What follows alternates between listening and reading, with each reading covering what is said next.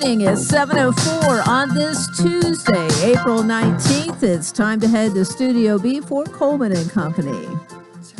Well, hello everybody and welcome. It is a Tuesday morning. I don't know whether the frost overnight surprised anybody or not. It was in the forecast, but we got a pretty good frost this morning at my house and on my car.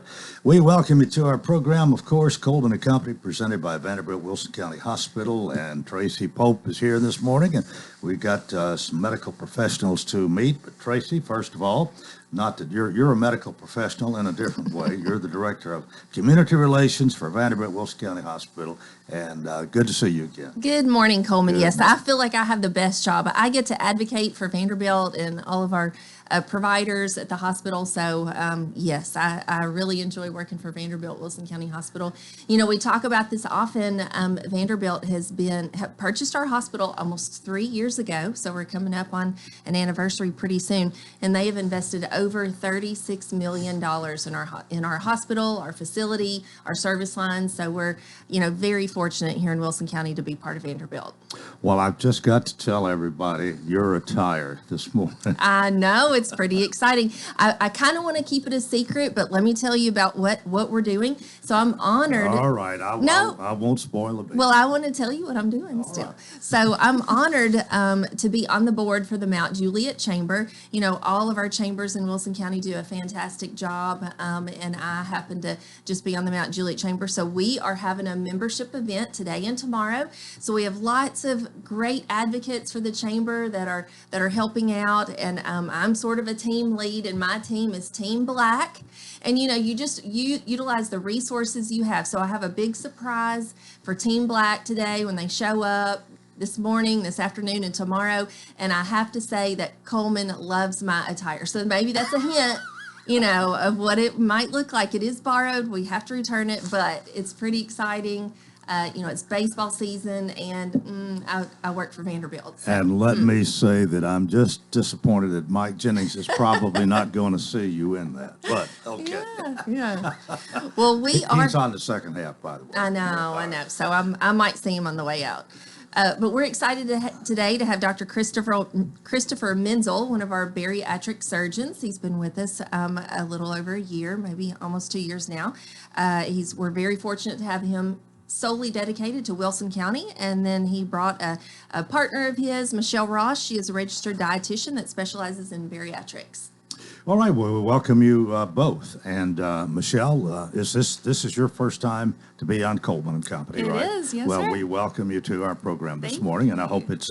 hope it is a good adventure for you. How's that? I think it will be. Dr. Menzel, how are you? I'm excellent, thanks. Good morning, Coleman. Well, good to see you again. When you were on the show back last fall, you gave us an overview of what you were developing here in Wilson County, a specialized bariatric surgery and weight loss program. So if you will, go ahead and describe the program, what has taken place in the last 6 months. Yes, well, just to remind everybody, so we've come out from downtown from where I was 2 years ago and essentially opened a comprehensive center for weight loss here. So we do both the surgical side, which is bariatric surgery. I'm a specialized bariatric surgeon. It's all I do. Every day of the week I'm operating. And then a medical side as well. So working on weight loss, working on the comorbidities related to obesity, meaning curing those things like hypertension, diabetes that are related to weight. And in the last 6 months specifically, Michelle Ross, who we'll be talking to in a minute, she's our specialized dietitian that we've had on board as part of our comprehensive program. We've continued to outreach in the area, so patients all over Lebanon, Mount Juliet, even coming from Sumner County out toward Hartsville, Carthage, Cookeville. We've really had a great pull of the area, so we are providing that service to Middle Tennessee that we wanted to 2 years ago, and now it's coming to fruition, so we're excited with that. Well, tell us about the surgery itself. Now, I know for several years here on this program, we've talked about that at various times, but bariatric surgery is a special thing, and you're a specialist in that. So tell us a little more. Yes, exactly. So outcomes and how well people do with surgery and after surgery are all related to what program you go to and the comprehensive nature of the center. And so the surgeries I do are laparoscopic. So there's two different ones, the gastric sleeve and the gastric bypass. And I do it all through little baby incisions. And the operation takes about an hour to 2 hours. People do really well with that. And so that's kind of the meat and potatoes of what we're doing here. You do this quite often, maybe even on a daily basis at times? Yeah, so I operate most weeks 2 days a week, and I fill the days with operations. So I'm doing anywhere from 4 to about 6 or 8 operations a week sometimes. Well, those procedures work to produce weight loss and hopefully keep weight off in the future. I guess a lot of that depends on how well your instructions are followed, maybe. That's true. There is a big part of that. I'll tell you, though, especially now having Michelle out here and our nurse practitioner, Crystal, who sees patients in post-op very frequently, adherence to that is really high. So the percentages of people doing really well, keeping weight off in the future is astronomically high. So I tell everybody after surgery, as long as you come and see us, you're going to keep the weight off, you're going to keep the diabetes off, you're going to keep the blood pressure off. Well, can we go ahead and meet Michelle a little bit here? She's a registered dietitian specializing in bariatrics. But before we get into the specifics here, tell us just a little bit about you. Sure. Are you from around here? I am not. I'm from a town outside of Birmingham called Trussville. So I'm from Alabama. I'm a Southern girl still. I went to the University of Alabama. That's where I graduated with my bachelor's in food and nutrition, bachelor's of science in food and nutrition, and I completed my internship to become a dietitian. Well, at what point did you decide this is what you wanted to do? Or have you known this for a long time? Funny enough, I actually started in nursing and I changed my major, but I always had a passion for nutrition. So I have a strong family history of heart disease, and my grandmother had gastric bypass probably 20 years ago. And so growing up a dancer, it was always important to have healthy nutrition and keep your body in good shape. And so it was always on the forefront of my mind, and it was always something I followed. But I guess you could say it was a culmination of a lot of things that brought me to this. Well, exactly what do you do now as far as teaching people, helping people with their nutrition? So we do individualized diet plans. So whether that's people who have had bariatric surgery or medical weight loss patients, I do, calorie levels for weight loss. We follow the plate method. It is all very individualized and specific for each patient and what they need. So dietary education, healthy lifestyle modifications, exercise.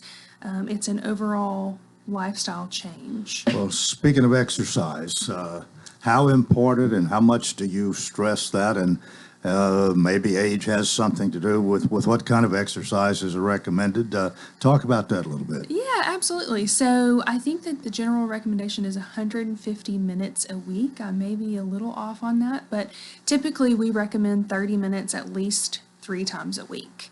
So whether that's cardio, weightlifting, a combination of both, again, it's very individualized based on what each patient can do and what they're able to do. How important is walking, just walking? Very important. A body in motion stays in motion. So I always tell patients that, the more sedentary you are, the more you sit around, the weaker you're going to become. It's going to be harder to heal after surgery. There's lots of things that come with that. Well, one of the things I'm sitting here wondering is when you have done this surgery, and Michelle is working with them, perhaps. How much can you? I would think you could even. If you got too ambitious, too vociferous, or whatever, you might could even do some damage. Do you have to take it easy for a little while after surgery? Yeah, that's right. So the first month after surgery, the first 3 to 4 weeks, we have people walk in all the time. And the recovery is very quick. So by 2 or 3 days after surgery, people are able to walk a mile, 2 miles, if that's what they were able to do beforehand, without much problem. The the thing we really like to stress is graduated improvement and increase in activity. So if you're at a month, we want you walking, doing the stationary bike, all these things. But then when you get to a month, we want to increase aerobic, more intense aerobic therapy and training. We want you to get into the pool, swim around. We want you to use bands and weights. And all those things will increase your ability to lose weight and increase your metabolism. Older people who might have this, somebody 60 years old, Absolutely. So I've operated on 70-year-olds, and honestly, the more you move afterward, the better you do. You agree with that? Yes, sir. I totally agree. And that's like you said, we tell them to take it a little bit easy, but of course, walking and getting exercise in the first month is huge. And then I think it's 3 months before they can lift anything too heavy. Exactly. So from 1 month to 3 months, we'll have you go with really light weights. But at 3 months, I tell everybody in my office, and any patient listening will hear the same thing. You can skydive, you can CrossFit, anything at 3 months. So. Well, I'm sitting here wondering what's after 1 or 2 days. Are you really sore? How? Well, operating, especially doing laparoscopic surgery, it can make you sore. But, just like I do for my patients and tell my patients, you got to stay stretched out, you got to stay active, and all those things keep me in a decent spot right now. And if people follow the instructions pretty religiously, they're okay. Oh, yeah. So that's exactly why us being out here as a comprehensive center, having the dietitian like Michelle, having all the support is important, because people in the old days, people know people who've gained weight after surgery, and that's all happened especially 5, 10, 20 years ago. But nowadays, the data shows that if you come to a center like us and follow up and listen to our instructions, that you're going to keep the weight off and then have all that quality and quantity of life gain. It's about time for us to go to a break. Tracy, anything you want to say before we go to a break here? No, I think we're doing a fantastic job. I love the comprehensive center that Dr. Menzel has been part of, and Vanderbilt has brought to Wilson County. We're very fortunate. Okay, let's take a break here. This is Coleman and Company, FM 98.9. And it's now 7:16. Let's see what's happening on the roadways. Want to thank Bates Ford, and that regular oil change is $28.95 up to 5 quarts oil, tax and disposal, $16.73 West Main. Now at traffic, here's Chuck. Good morning. We see a couple of minor wrecks out here at the moment. It's just heavy 24 trying to get up through the Hickory Hollow area as you make your way up from Rutherford County into Davidson County. We're working a couple of wrecks over in Coffee County at the moment. One on State Route 2 right at Volunteer Parkway. It has traffic backed up again in that section of Coffee County. Tillman W. Payne for Davidson County Judge. He's an Air Force veteran, a family man, leadership that you can trust. Vote Tillman W. Payne for Davidson County Judge. I'm Commander Chuck with your on-time traffic. Renewal happens here at Lebanon Center for Rehabilitation and Healing. Lebanon Center for Rehabilitation and Healing has experienced new leadership and a new atmosphere. Same location in the heart of Lebanon, 731 Castle Heights Court on the Castle Heights campus. Lebanon Center for Rehabilitation and Healing is providing 5-star clinical outcomes to short-term and long-term care residents. Call 615-444-4319 for a tour and to experience the new culture. Renewal happens here at Lebanon Center for Rehabilitation and Healing. It's time for a change in Wilson County. I'm Philip Warren, and I'm running for county mayor to provide a fresh perspective, proactive ideas, and lead with integrity. I believe in term limits from the courthouse to Congress. After 12 years, it's time for new leadership. I will lead as mayor as I've led in the past, with a focused vision and the goal of making government serve the citizens of Wilson County. Proven Republican, proven leadership. I'm Philip Warren, and I approve this message.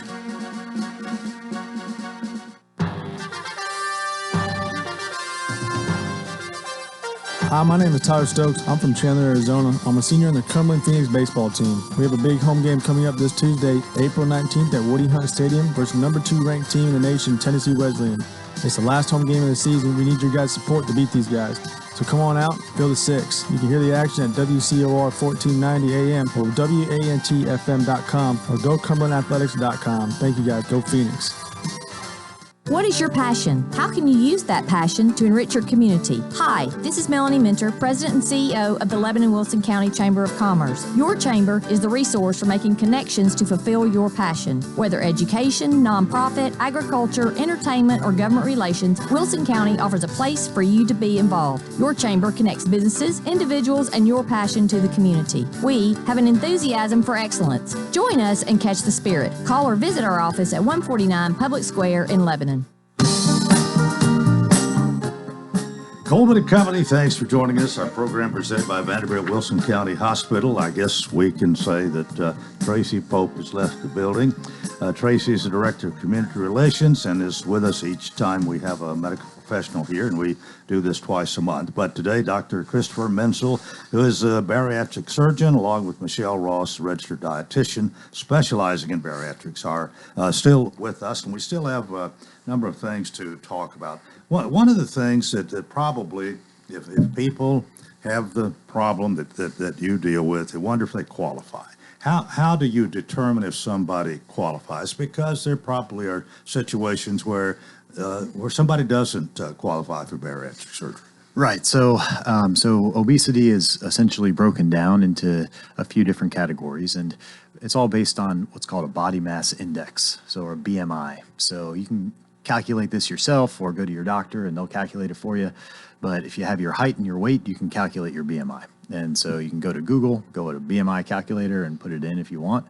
But essentially, if you have a BMI of the number 40 or higher, then you would qualify for bariatric surgery. And if you have one of 35, so a BMI of 35, but then you have any comorbidity, and so those that usually qualify for most insurances would be obstructive sleep apnea. So if you either wear a CPAP or you wake up at night frequently, snoring or coughing, anything like that, you likely have sleep apnea, type 2 diabetes, or hypertension. And then some insurances will cover high cholesterol or heart-related problems and degenerative joint disease. So there's a number of medical comorbidities, they're called, associated with obesity that will qualify you for surgery.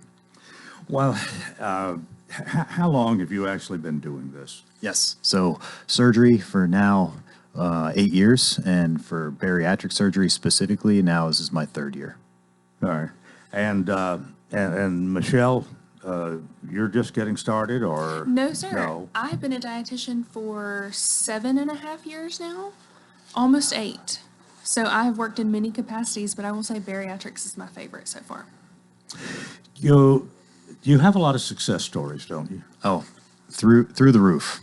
I'll tell you, we've seen, so now out here in Wilson County, so I've done well over 100 operations. So in that sense, I've started out here exclusively, and that adding to the hundreds I've done previously. But a lot of people who live out here, we like to have them keep coming back to clinic because, number one, they can come by and say, oh, look at my success, right? I've lost all this weight. I can now go hiking with my kids. I can be on the floor with my grandkids. I can do all these things. I'm no longer on insulin.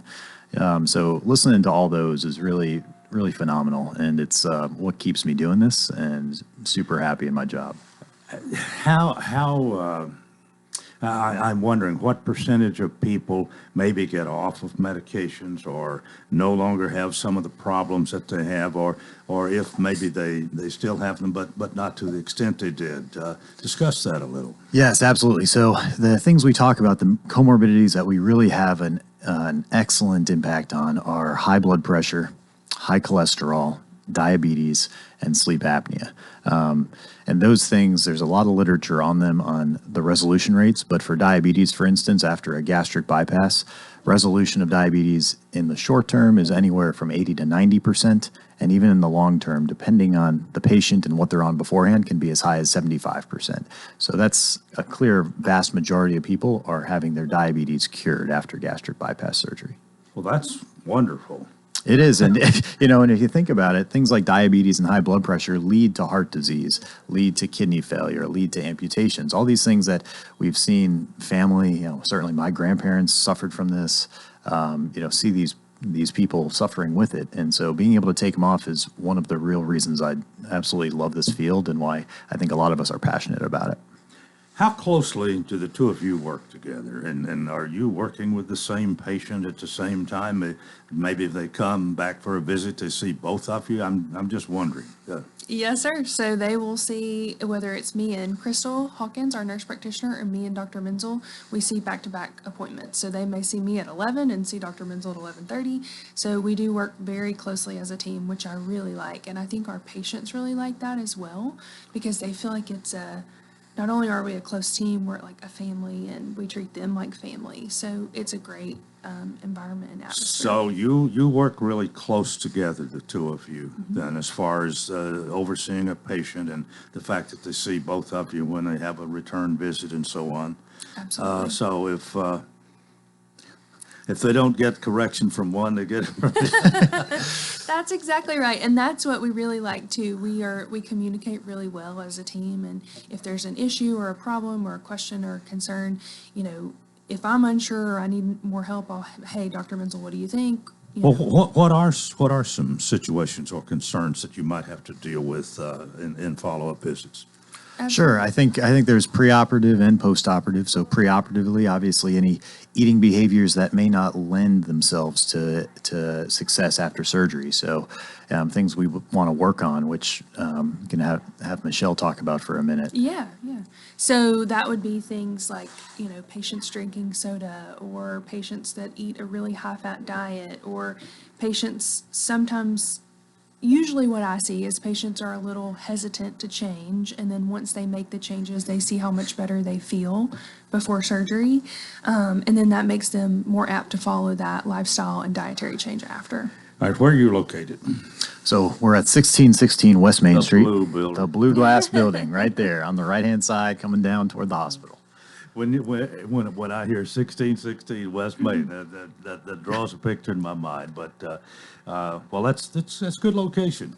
Yeah, it's been great. We're actually renovating our floor right now, so we're going to have our own room for support groups and for cooking classes and all of these other things that are coming on board soon. Cooking classes. Oh yeah, Absolutely. we're giving it all to our patients here. I'll tell you. We certainly are. Well, we're talking about improving your health problems, and sometimes your blood pressure goes down. Hopefully it does. You lose some of that weight. Same thing with diabetes. In most cases, do you still have to deal with that to some extent, but to much lesser extent? Right, exactly. So I'd say improvement is 100%. So everybody will improve after surgery, and then resolution or cure is in that high percentage, like I had mentioned.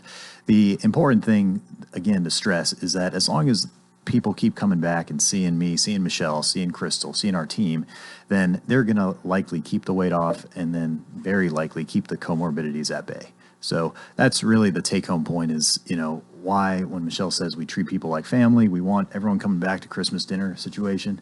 Like, we don't want anybody left out in the cold. And the programs that did that in the past had people regaining weight. And so that's kind of a sticking point for all of us. Well, here again, you have the surgery. It's to lose weight. You don't want to put it back on.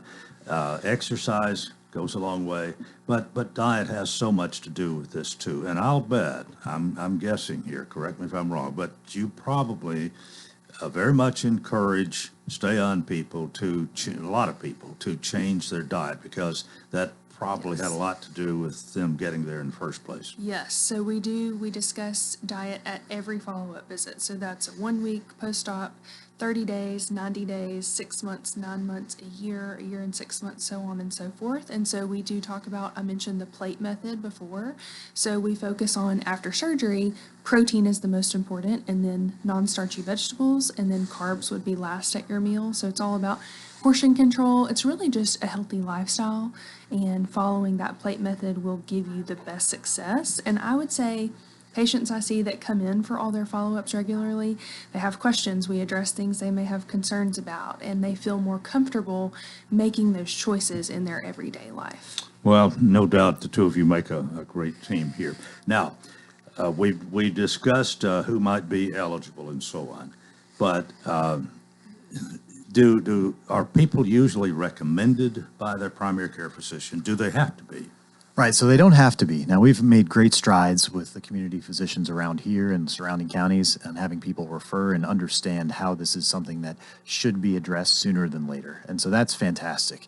But for patients themselves, anybody listening, I think the best first step is to make an appointment with me. I mean, when we go from there, I don't push everyone to surgery. We'll talk about the options. We'll talk more specifically about the hormones that change, the metabolism that changes, and to kind of talk about it like an education side in if it's the right thing for you. So I say there are options to get us. You can call our office, 615-936-9214. You can go to Vanderbilt Weight Loss online. Just Google that or go to vanderbiltweightloss.com or through the hospital website, and you can find my name. You can find Dr. T, who's our medical weight loss provider. And then through that, you'll get to meet the star of our show, Michelle, after you get to meet with me. All right, well, we've come to our last minute here today. Dr. Christopher Menzel, who's a bariatric surgeon, director of bariatric and metabolic surgery at Vanderbilt Wilson County Hospital. Pretty long title here, but you love it. Well, it works. It works. And Michelle Ross, registered dietitian specializing in bariatrics. And of course, we did have Tracy, but she's on another assignment now. But that's our program for today. It's really good to have you again, Dr. Menzel. Glad for a good progress report here. And again, people can go to the Vanderbilt website, get any information they need there to how to find you. You gave your telephone number, but you're there at 1616 West Main, so you're very much available, and you welcome anybody's questions or Absolutely. Just walk on in and see us, if nothing else. Thanks again, Coleman. all right. And Michelle, thanks for being with us again. Enjoyed having you both. Thank you so much. That is part one of Coleman and Company and presented by Vanderbilt Wilson County Hospital. Stay with us for more here on FM 98.9. And it's 7:29. Let's see what's happening on the roadways. Thanks to our friends at Absolute Kubota Land Pride. Quality tractor implements including cutters, finish mowers, box blades, tillers, and more. 5-year gearbox warranty, extremely durable and well built. 1506 West Main. Now at traffic, here's Chuck. Very heavy on 24, trying to get up through the Hickory Hollow area. All that traffic coming in from Rutherford County through Davidson County. Just allow yourself a little bit of extra time out here. We've seen tons of radar in some really weird places. Hey, Gatlinburg Wine Cellar is home of the world-famous cotton candy wine. Check them out at GatlinburgWineCellar.com. I'm Commander Chuck with your on-time traffic. This is Wilson County Mayor Randall Hutto. Our time spent together has undoubtedly been a story of triumph. We have quite literally been through the storm, and together we've emerged stronger than ever. After a decades-long career as an educator and a coach in Wilson County, one thing I know to be true is that when it comes to being Wilson County strong, we all proudly wear the same jersey. We will always face many challenges, but with you on my team, we will face them head-on, and we will keep Wilson County great. Vote Coach Hutto on May 3rd, Republican primary. God bless. Paid for by committee to elect Randall Hutto mayor. At Vanderbilt Wilson County Hospital, world-class care is a heartbeat away. In fact, we offer the same world-class attention Middle Tennessee has come to rely on from a Vanderbilt Health hospital. Supported by over 200 specialties, an expanded emergency department staffed with Vanderbilt Health physicians 24/7, and greater investments in life-saving technologies and care. It's just one more way we're making healthcare personal. It's back, the Whip Crackin' Rodeo, April 22nd and 23rd at the James E. Ward Ag Center. The rodeo will be held in the covered pavilion, so rain is not a factor. Whip Crackin' Rodeo, April 22nd, 23rd. That's Friday and Saturday night at the James E. Ward Ag Center. The event starts at 7, gates open at 6. Tickets can be bought at whipcrackinrodeo.com. That's whipcrackinrodeo.com. No G in Kraken, whipcrackinrodeo.com. Checking your weather, you may have seen some frost this morning, but we'll be climbing to the upper 50s today. Wednesday looking cloudy and warmer with highs in the upper 60s. Then a chance of rain returns Thursday. This weather forecast is brought to you by Walker Auction and Realty, professional auction and real estate services. Get top dollar for your home, land, or personal property. Log on to MikeWalkerAuctions.com. They know auctions. That's a look at your forecast. I'm Number One Ned. Welcome to part two. It's a Tuesday morning. We welcome Sean Dozier to talk about Northside Senior Living. Good morning. Good morning, Coleman. It is good to see you. Let me offer my sympathy, condolences. You lost your mother-in-law. Thank you. Sorry to hear about Yeah, that. Louise Cox, she was at Pavilion Memory Care. She was at Hearthside for a year or two, but she she liked to walk. She liked to walk and liked to get out. And a couple of times I had to go get her from her walk, and so we needed to put her in memory care. The folks at Pavilion did a great job over there in their memory care. Heather, those folks, we really appreciate them. Yeah. Well, we, of course, always appreciate you being here each Tuesday, and we love to talk about Hearthside Senior Living at 215 Castle Heights Avenue North. Sean is the executive director, and been there long enough for us to well, I feel like get to know him a little bit better. Yeah, I feel like I'm a regular now on this show. And you're more than a regular. Yeah. I'm sorry I missed you at Kiwanis yesterday. I know Susie did a great job, and I appreciate you being there. You're a long time Kiwanian and a Lion. And what else? What else do you claim? Well, that's enough. Actually, I have been president of both clubs. I don't know how many other people in Lebanon can say that. Well, that's cool. I'm past president of Kiwanis, and past president is the best title that you'll ever have. Don't you love it? Yeah. But anyway, I appreciate being here. And Hearthside is doing quite well, and we're filling up, Coleman. I've been talking about we've had some small rooms available, and over the past few weeks we've been filling up. So we've got a couple left that haven't been reserved. So if you're interested in a place at Hearthside, this would be a good time to tour. We like to. We're no haggle, Coleman. I'm going to use the term from Monday. We're no haggle. We have a price that's set, and it's all inclusive, and we don't nickel and dime people. We give you a price, and people seem to appreciate that. And so sort of a bottom line. Bottom line this is price. What it's going to cost each month. Yeah, and so we don't upcharge for med management, and other things like that. But we certainly would love for people to come tour. We've just recently remodeled, and the community looks fantastic, and we're going to have an open house next Thursday, so I hope many people will stop by between 4 and 6:30.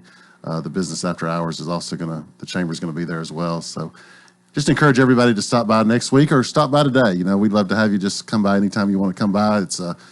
I think you'll be impressed with what we have to offer. Anytime I think you have a chamber open house, or you have the business after hours at a particular place, that's a big invitation to a lot of people in the community. Now, everybody doesn't come, but an awful lot of people are members of the Chamber of Commerce. Yeah, they are, and they support that after hours program, and I encourage everybody to come out. You may not need assisted living right now, your family might not need assisted living right now, but it's good to know the options in town, and as I said earlier, there are several great options in Lebanon. We're just glad to be part of the community. Since 1994, our phone number is 615-1994, and our website is hearthsideliving.com, and it's a great place to check us out.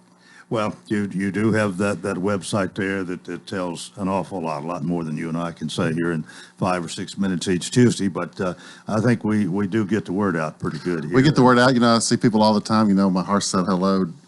People like to say, I hear you on the radio, and you do have a lot of people that listen to you, and it's been great for us. It's been great for Hearthside over the years to have this relationship with the radio station. I had a couple tour a couple weeks ago that said, I heard you on Coleman. So okay. So anyway, I got a little distraction there. I was waving at Billy Good. So anyway, what was I saying? I got distracted. So anyway, just come by and come by and check us out. I tell people all the time, it's okay to make an appointment, but one of the best ways to see what an assisted living or a skilled nursing facility or an independent living is really like is just show up about 3 o'clock. 3 o'clock in the afternoon and see what's going on, and you'll see the real deal. And I promise you, if you show up at Hearthside, really any time of the day, our folks will be working. Our staff will be serving the residents. Our residents will be having a good time. Betty, she'll always have those residents doing something fun, and it's but that doesn't bother you at all. It doesn't bother me at all for people to just stop by. We're expecting the state surveyors anytime now, so they just show up anytime. So we've got to be ready whenever they show up, and we've got to be ready when they're the only ones that you're scared of. Yeah. No. Well, I am a little scared of them. Well, it's sort of like it used to be at the radio station. If the FCC was in the area, as soon as they showed up at one radio station, just about every station in the whole Middle Tennessee That's knew right. they were in this area. You know, you kind of get prepared, but the one they come to first is the one that probably That's find right. more wrong. That's right. I get calls sometimes from other assisted livings that say, "Hey, we have our state survey. You might want to get ready." But and I do the same for them. So we expect them anytime. But really, we want to be prepared any day of the week, any night, because we've got to protect our residents, and we've got to make sure we do our fire drills, make sure we got to do our safety checks and all that good stuff. But we do, and if they show up today, that's fine. Sure. How about a Hearthside hello? Jay Bradshaw. I saw Jay walking his dog. He's a good neighbor of mine, not of mine, but of Hearthside. He lives right there on Green Lawn. And he was walking his dog today. I noticed his birthday was yesterday. So happy birthday to Jay Bradshaw. And I wanted to say thanks for being a great neighbor. He always waves at our residents as he's walking his dog along Hill Street. And he and Joey Jane have been great neighbors to Hearthside for many years. All right. A Hearthside hello to Jay Bradshaw.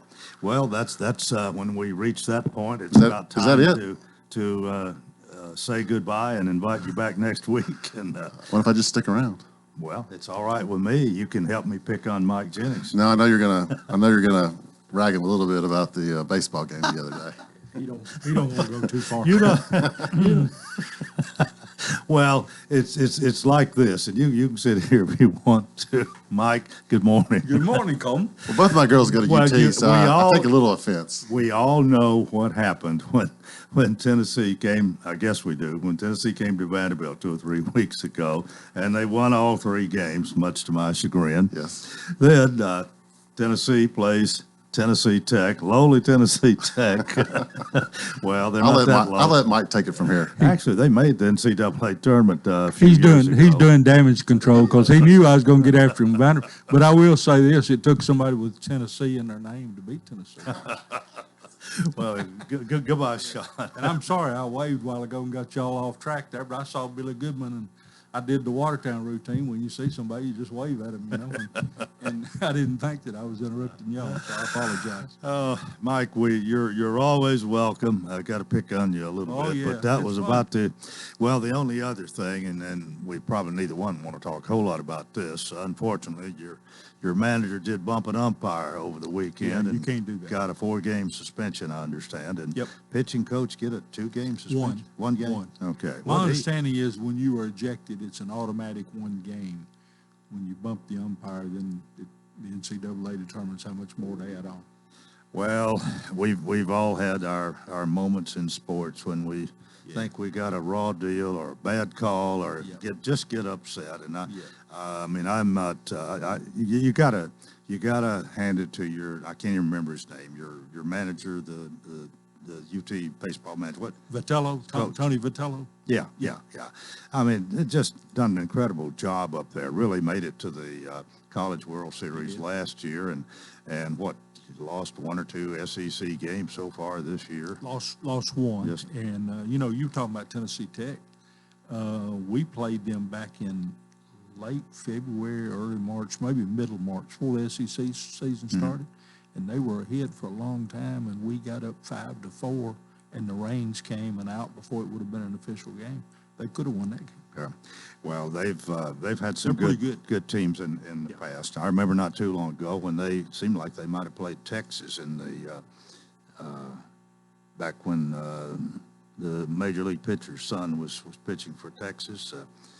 I can't think of his name either. It gets that way anymore, I tell you. Every day it gets a little worse, I think, as far as memory goes, but I've made it so far. Anyway, we're glad to have you here today, and I guess our picking on that's over. What about your spring, your football? I hadn't kept up with it as much. I get stuff daily, where somebody up there is talking about it, but I don't have much time to read that. And they didn't have a spring game this time as such, so didn't go up and watch that. So, and I hadn't seen but one baseball game live, and I sat out in the sleep to watch that. It was the day we played Auburn in basketball, and I went over and watched them play baseball before. It was 36 and sleeting. So yeah, it was kind of dumb. Well, it's the way it is, and Woody Hunt has done this at Cumberland, and Ryan is now. You start in February, or maybe your first game is probably before the end of February. And I mean, it's cold, and baseball's not a cold weather game. It's not, but Coleman, You have to. college baseball is great. I mean, I just like it so much better than pros, and then I like high school baseball as well, but I don't get to see very many of those games either. Well, our high school programs here have really come a long way in the last 20 years. It's altogether different than what it once was. And if you look at the rosters of Tennessee, Vanderbilt, Tennessee Tech, they are loaded with Tennessee players. 20 Y'all years don't ago, leave Middle out. Middle's had some good teams, yes, too. I did not mean to do that. Well, Cumberland, they're loaded with Tennessee players. We play good baseball in this area at high school levels. Well, how are things in the Liquid City? Everything's good as far as I know. We not having our meeting tonight. We'll have it next Tuesday. We give up our meeting room for early voting. And so once they start that, everybody has to stay out for obvious reasons, and we understand that. So we jiggle our schedule a little bit during voting season. Okay, we're going to go to a break here in a minute, but we did have a meeting last night, and as Mayor Hutto told yesterday in his monthly visit about how that the last night was the night when you have like the trustee, I guess, and others, registered deeds perhaps, and others that give a quarterly report. So it was time for them to do that last night. We heard that from the regulars, and then you had the trustees' report was written, but Jackie Murphy, the Register of Deeds, was there and gave a verbal report, and then Gail Hibbert from the Expo Center and Quentin Smith from the Ag Center. Those are always interesting to hear what's going on out there, because you drive by it every day and you see cars and say, I wonder what's going on. Yeah. And then they give you a list or talk to you about it, and you say, man, that's really something that we get those things here. But you did all of that, the extra that went with last night's meeting, Yes. and you still got out of there in an hour. An hour exactly. So, all right, we're going to talk. I count that a good meeting. We're going to talk a little bit more in detail about that after we go to this break. Mike Jennings, our county attorney, is my guest, and this is Coleman and Company, FM 98.9. And at 7:44, let's see what's happening on the roadways. Thanks, Absolute Kubota. They have Lamprey quality tractor implements, including cutters, finish mowers, box blades, tillers, and more. 5-year gearbox warranty, extremely durable and well-built. 1506 West Main. Now in traffic, here's Chuck. Good morning. Quite busy, actually, trying to get out of Clarksville. There in Montgomery County, it looks like a crash on the interstate. It's got traffic slow on 24 eastbound around the 5 or 6 mile mark. It's got traffic really slow. Again, trying to get out of Clarksville. Pretty heavy right now through Mount Juliet. All that heavy traffic headed into Davidson County on 40 going westbound. PensacolaBeach.com's got everything you need to book your next getaway. Log on to PensacolaBeach.com. I'm Commander Chuck with your on-time traffic. And now, a moment of silence to remember our dear friend. Sorry. Oh, man. Life can be uncomfortable. Your home doesn't have to be. With a wide range of air conditioners, furnaces, and heat pumps, Rheem makes it easy to feel comfortable, even when you can't be comfortable. Financing available through TVA's Energy Right program and your local power company. Call Randy's Heat and Air 237-3604. Welcome to Hearthside Senior Living, Lebanon's unique senior living community designed for seniors to age in place, all within a safe, comfortable, and Christian environment. Beautiful retirement homes designed for an independent lifestyle with maintenance-free living. Hearthside Senior Living also continues the excellent tradition of assisted living for those seniors who need additional services. Hearthside Senior Living, an independent retirement community and assisted living community, all on one campus in the heart of Lebanon. Call 615-443-1994 for a tour. It's time for a change in Wilson County. I'm Philip Warren, and I'm running for county mayor to provide a fresh perspective, proactive ideas, and lead with integrity. I believe in term limits from the courthouse to Congress. After 12 years, it's time for new leadership. I will lead as mayor as I've led in the past, with a focused vision and the goal of making government serve the citizens of Wilson County. Proven Republican, proven leadership. I'm Philip Warren, and I approve this message. This is Kenneth Hackett, and I am running for Circuit Court Clerk. I served with the Tennessee Highway Patrol for 33 years and retired with more time in Wilson County than any trooper in the history of THP. I have worked with the court system 33 years and have a working relationship with all law enforcement agencies. I have proven that I am a dedicated public servant, that I have integrity, and I am a trusted leader. I'm asking for your vote on May 3rd or during early voting. Paid for by the committee to elect Kenneth Hackett for Circuit Court Clerk. Coleman and Company, thanks for joining us here on this Tuesday morning. Mike Jennings, our county attorney. We've got our sports done. We've mentioned Watertown. Yeah. We have time, we'll come back. Yeah, whatever. But anything stood out in the meeting last night? Not a big ticket item or a thing that people would say, oh, I didn't know that. We continue to struggle with diesel fuel increases, gasoline increases. WEMA and the sheriff's office with food and medical supplies because inflation hits them as well. And then last night we just had a smorgasbord of really kind of small things where people, a different department maybe had gotten in a little money they weren't expecting, so we put it in the budget and then appropriated it out to them. Did a budget amendment for the school system, some where they get some extra money during the year from programs and just a lot of things like that. Nothing that people would be talking about at the coffee shop this morning, I don't think. Don't know whether you call them house cleaning, but maybe similar to house cleaning measures. It is. You're less than 75 days now away from the end of the budget year, so people are looking. They've got money. Our county's finances are in very good shape. It's just, but as we've said before over the years, budgeting is an inexact science, and you put X amount of dollars in line item A and X amount in B, and then you figure out I should have put more in B than I did A, and you have to adjust. And usually it's this time of year and May. And then June, of course, will be the adoption of the budget. So we're about to hit that stretch of time where we'll be very busy with a lot of meetings. Mike, how involved are you? I mean, we have a financial director, Aaron Maynard, may not be his title, but anyway, he looks at all that. He can tell you where every dollar is spent, I suppose, all of this. But at budget time, when all this is coming together, how involved are you in that as county attorney? Well, I'm involved in the meetings and stuff, but Aaron and the county mayor and the county commission are the ones that basically handle the budget. Aaron and I talk, I won't say frequently, but occasionally he'll say so-and-so wants to do this, or can we do this? What's your thought? Or is what we're doing, legal? That's always the term they use. But, they don't ever ask to do anything illegal. They see something we hadn't seen before, and they say, what do you think? But as far as the budget and how they make the policy decisions on what additional money goes where, I'm just there. I'm there listening, writing, but I don't have a vote, thank goodness. But you are still there. I'm there. You pretty much know a little bit about nearly everything that's going on in our county government, don't you? Well, at least a little. It might depend on who you ask, but yeah, probably. And some people say, why do you go to all these meetings? Well, I started off doing it 30 years ago and don't feel comfortable changing. But on the other hand, if I don't go to a meeting and something comes up, they call me the next morning and say, hey, we need you to look at this, and I got to go back and talk to the people from the night before and say, well, tell me what happened, how we got to this point. For me, it's better to just be there and hear it. And then I don't have to backtrack. I can go forward instead of going back and trying to pick up what I missed the night before.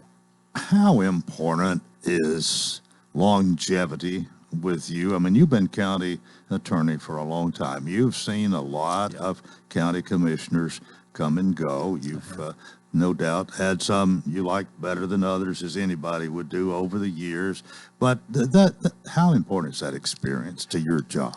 I think it's very important because I'm at the stage now, Coleman, where we've pretty much seen everything over the course of 30 years. And I'll take it out to a different level. I belong to the Tennessee County Attorneys Association.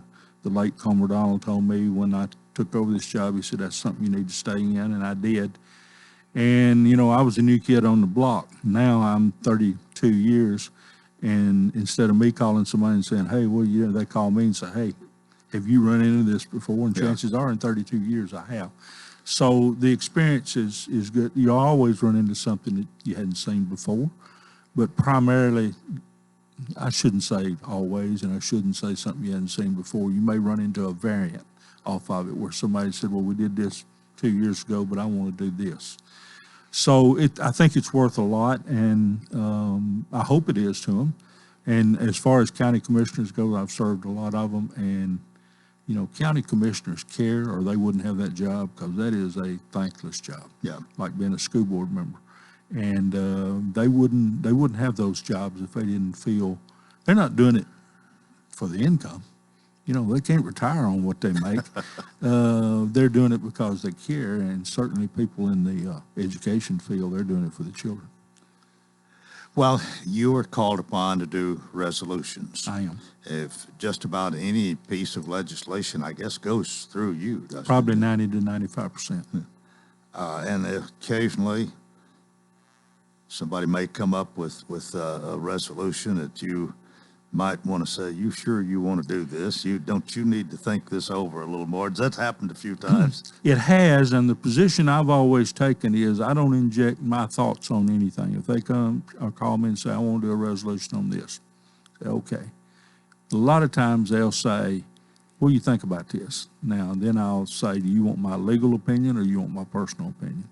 And if they say, I'd like to know what you think about it, then I'll tell them. And I'll be upfront with them. I'll say, well, I think it's good, or I think you might be overreaching here, or whatever. But if they don't ask, I won't put my personal. I'm really interrogating. That's all right. You didn't read me my rights, but that's all right. How political does it get? And can you sense this? I mean, there's some political posturing that goes on without a doubt. And you've seen our county pretty much go from pretty much predominantly Democrat to Republican. What's a political climate now? There's always the political climate is there, but I have found that most people, when it comes down to it, will do the right thing. And they may put their spin on it when they're arguing for or against. But when it comes down, you know, if you've got an overcrowding school issue, they may not like to spend that kind of money, but they'll spend the money to build a school. If the sheriff comes in and says, we've got 30,000 more people in this county now than we had 10 years ago, I need 10 more employees, they're going to do that. And knowing full well it's going to cost more.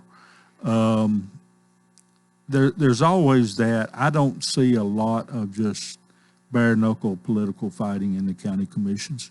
I have over the years seen it be a little tougher than it is now, but right now, well, you know, I was sitting there last night, we had 15 resolutions, Coleman, and every one of them passed 25-0. Really? I think that's a good sign. Yeah. And I want to put in something I hear people say, and I've said it too, and I bet you have too, well, that's just politics. Well, I'm a political science major from MTSU, and I remember one of the first things we learned was politics is defined as the art of government, and that's the best way to put it. It really is.